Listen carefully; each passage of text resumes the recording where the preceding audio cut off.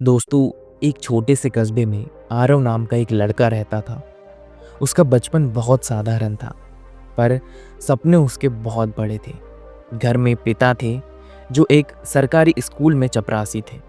पैसे कम थे पर प्यार बहुत था।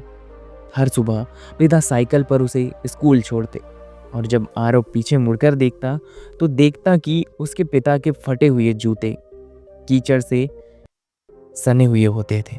वो हमेशा सोचता था, काश एक दिन मैं इतना बड़ा बनूं कि अपने पिता को सबसे अच्छे जूते दिला सकूं। दिन बीतते गए, आरव बड़ा हुआ, पढ़ाई में बहुत अच्छा निकला और एक दिन एक बड़ी मल्टीनेशनल कंपनी में उसकी जॉब लग गई।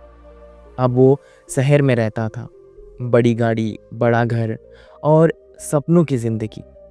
लेकिन उसी सपनों की जिंदगी में कहीं पिता के जूते खो गए थे। एक दिन गांव से फोन आया। पड़ोसी ने कहा, बेटा तुम्हारे पिताजी बहुत बीमार है, जल्दी आ जाओ। आरव ने सिर पर हाथ रखा और बोला, मीटिंग बहुत ज़रूरी है, कल ही निकलूंगा। लेकिन कल शायद बहुत देर हो चुकी थी। अगली सुबह जब वो पहुंचा तब उसके पिताजी नहीं रहे। बस चारपाई पर उनकी पुरानी कमीज और एक कोने में रखे हुए वही फटे जूते पड़े हुए थे।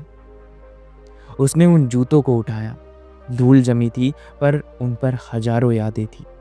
उसी वक्त माँ ने धीरे से कहा, बेटा तेरे पापा ने कल रात तक तेरी बातें की थी। कह रहे थे मेरा बेटा बहुत बड़ा आदमी बन गया है, अब वो आएगा तो नए जूते लेकर आएगा।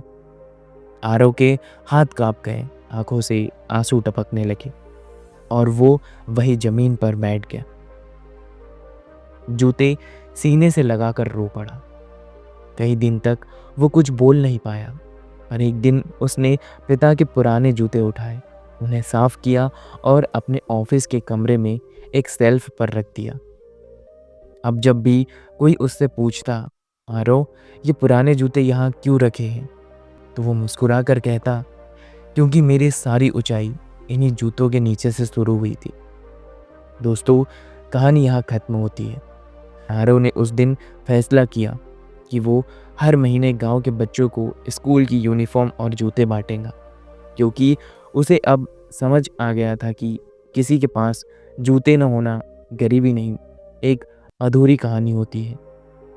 दोस्तों, इस कहानी से सीख मिलती है कि हम सब अपने माता पिता के सपनों से बने हैं। वो जो भी कभी खुद नहीं पहन पाए, वो हमें पहनाने में अपनी ज़िंदगी लगा देते हैं।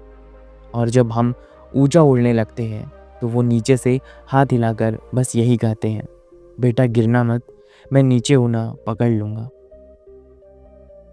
दोस्तों, ये कहानी हमें याद दिलाती है कि जो लोग हमारे लिए अपने सपनों की कुर्बानी दे देते हैं, उन्हें थैंक यू बोलने के लिए ज़िंदगी बहुत छोटी है। कभी कभी घर लौट जाना ही सबसे बड़ी सफलता होती है।